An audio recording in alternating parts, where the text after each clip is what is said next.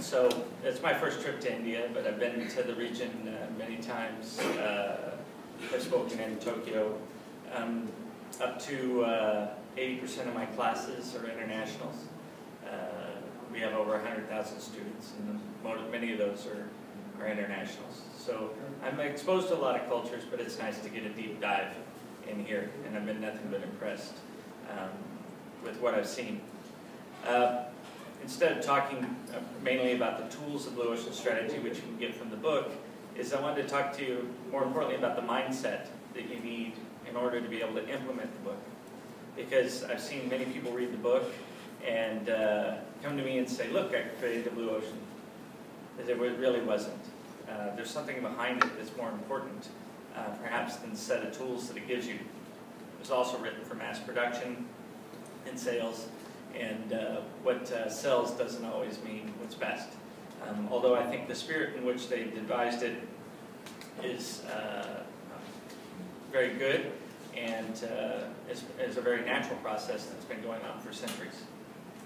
So mainly what I'm going to talk about is the idea of an innovative mindset, what you need to be able to be successful going forward. So there's a quote in The Economist not too long ago: innovation is now recognized as the single most important ingredient in any modern economy.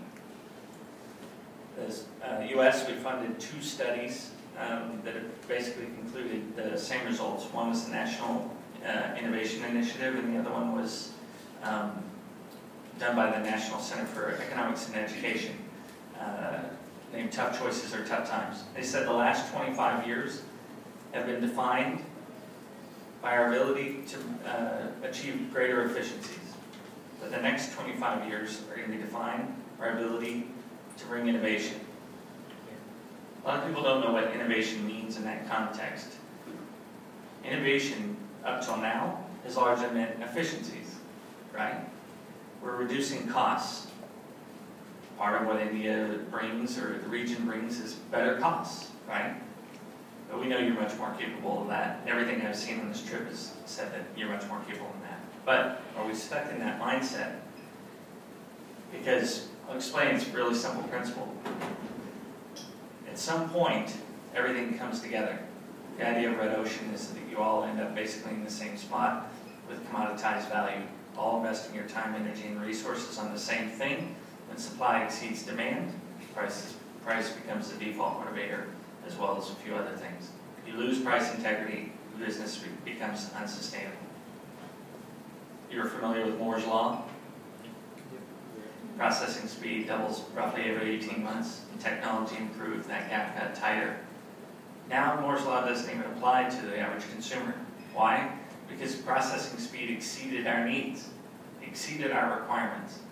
And as that happened, what happened is everybody that was chasing that came up flying it right behind it. That's going to happen in many, or if not most, of your business models over the coming years, if it isn't already happening now. If you're not feeling it now, I bet you will be in 5 years. You guys are familiar with Lopez, GM's model, save 10%, cut 10% every year. Well, at a certain point that doesn't make sense, right? Well, you never reach 0. You get much, much, much closer to 0. As we know, he lost his job. So we can achieve great efficiencies, but most of those efforts have been exhausted. That's defined the last 25 years. So what is, and that's what people have defined as innovation for the last 25 years. But what does that really mean, innovation, going forward? Innovation going forward is going to be a much more natural process. The last 25 years, the last 100 years have been very technical processes, meaning unnatural things, formulas, algorithms, procedures that have helped us mechanize and refine things into smooth, predictable things. But entrepreneurship isn't smooth. I'm using terms from Nassim Taleb, if you're not familiar with that. It's just that things are rough. Entrepreneurship is rough. It's different. Our ability to succeed isn't in recognizing similarities, it's in recognizing differences. Entrepreneurship is going to be defined by our ability of offering higher levels of satisfaction compared to the alternatives. But more importantly, exceptionally useful aspects that are much greater than the alternatives. So your ability to help your chain of buyers all the way down to the end consumer innovate and achieve higher levels of satisfaction so that they can be exceptionally useful compared to the alternatives is going to define your success. Key words here is exceptionally useful. Okay. So, what's the difference between creativity and innovation? Anybody know? What's creativity? Thinking out of the box.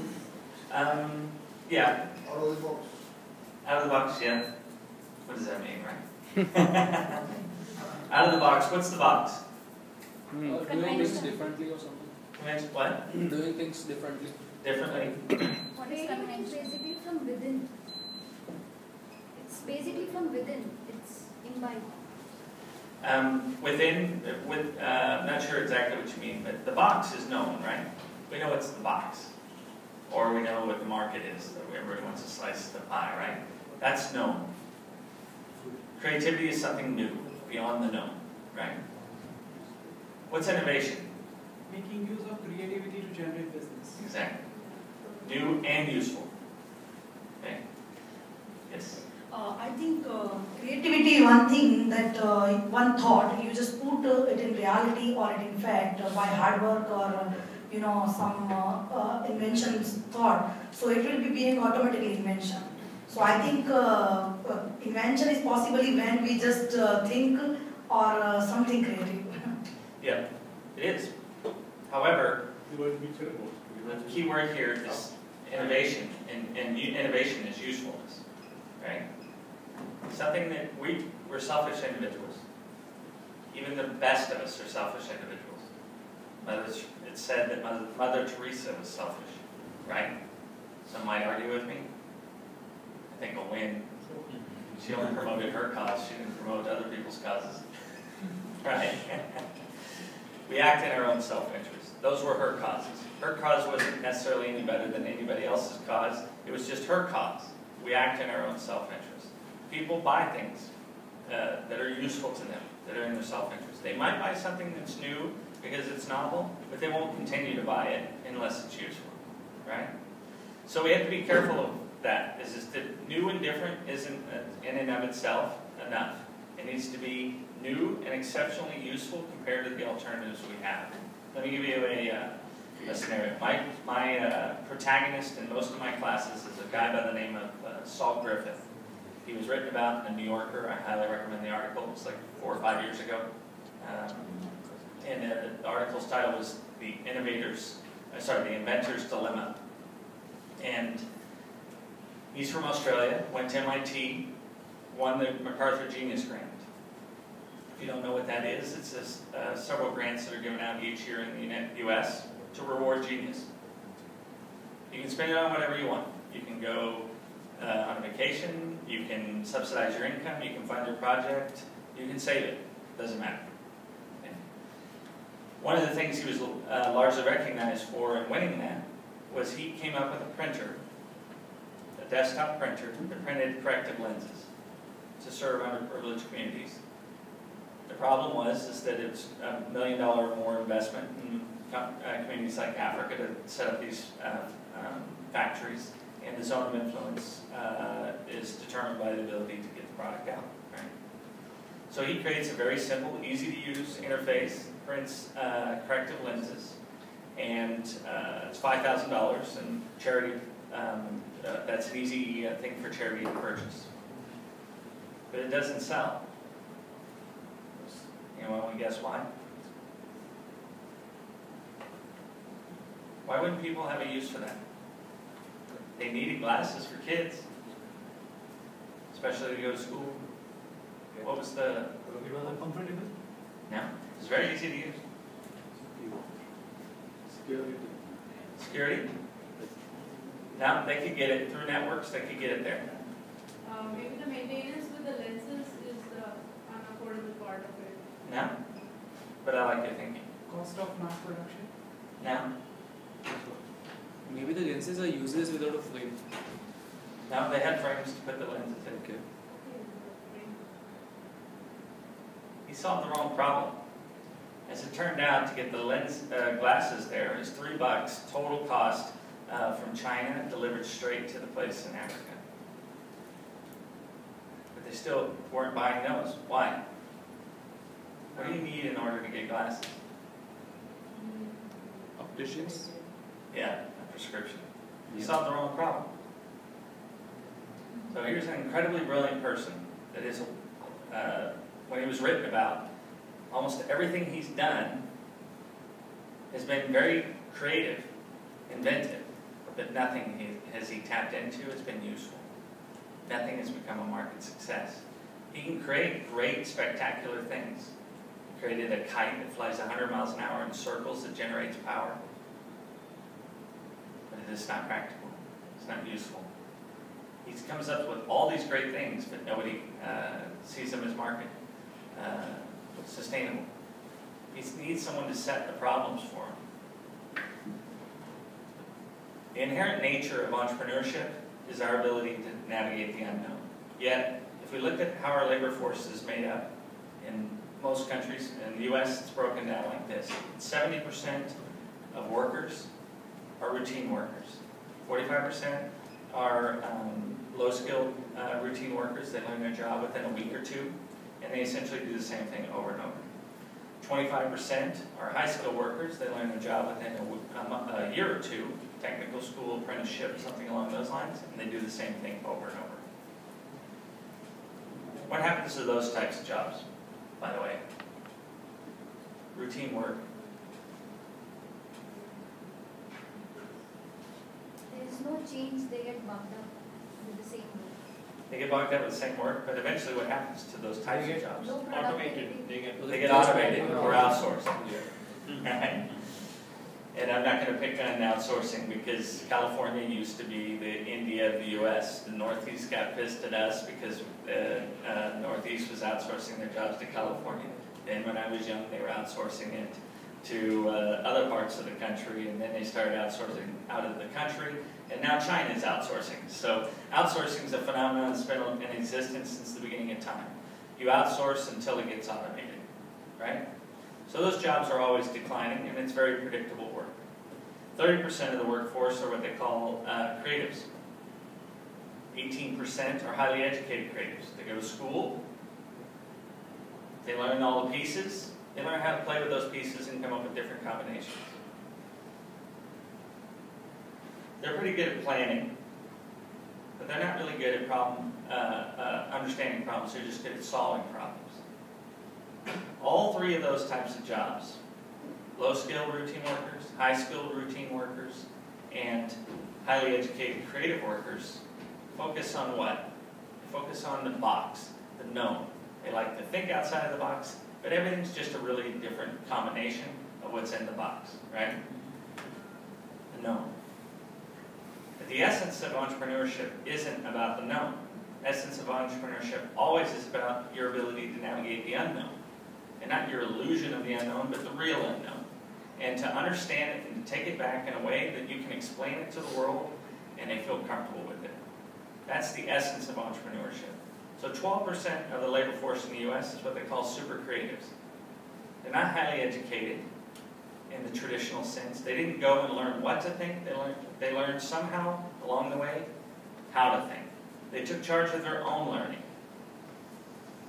Their libraries aren't reflections of their knowledge, as Taleb would also say, is that instead their libraries are probably very large of books that they haven't read. They're reference libraries. Innovative people are resourceful. They know how to get the education they need as they progress. They're highly educated on understanding their problems and developing solutions. Problems come before solutions. Einstein was asked, he was asked to solve the end of the world and only had an hour. He'd spend 59 minutes on the problem, 1 minute on the solution. The majority of the effort should be in our understanding of the problem, not in our creation of solutions. People that come with solutions usually end up creating problems. So no offense to those that go in to get their MBAs, but people like Roger Martin, Dean of the Rotten School of Business in Toronto, and a lot of other thinkers, including myself, are saying, you know what? We need to be approaching things in a much more abductive way instead of a declarative way. Most schools teach you, and jobs teach you declarative logic. Declarative reasoning, inductive and deductive logic. All that focuses on the known. But it's more your ability to find generative reasoning that's abductive, learning how to wander around, to be uncomfortable not knowing. Comfortable not knowing. Comfortable with them being uncomfortable. I like to use this scenario. If I blindfolded you, took you to a street corner, took the blindfold off, you find that it's pea soup thick fog right in front of your face. You cannot see your hand. What would you do? Would you stay there? Would you need someone to come along and tell you something in order for you to move? Or would you wander around? Ask yourself that question. We will do reliably bad things as opposed to potentially valid things, as Roger Martin would say. What's more dangerous? Probably staying in a static position, right? It's better to move. Right? Sure, we love to get information, and we will get those signs along the way. But we need to learn how to wander around, how to be comfortable. Designers are different than planners. I highly recommend the 4th chapter of the U.S. Army's Counterinsurgency Field Manual. Oddest place in the world to perhaps find a definition of design, but General Petraeus wrote the book. And I teach design, business management, entrepreneurship, and global sustainability. All of those programs get a lot of designers, and I work with a lot of designers, and they've all said this is the best definition of design they've ever heard. Designers are about problem setting. They are comfortable with dealing conceptually with a blank sheet of paper. They don't need to know. Okay?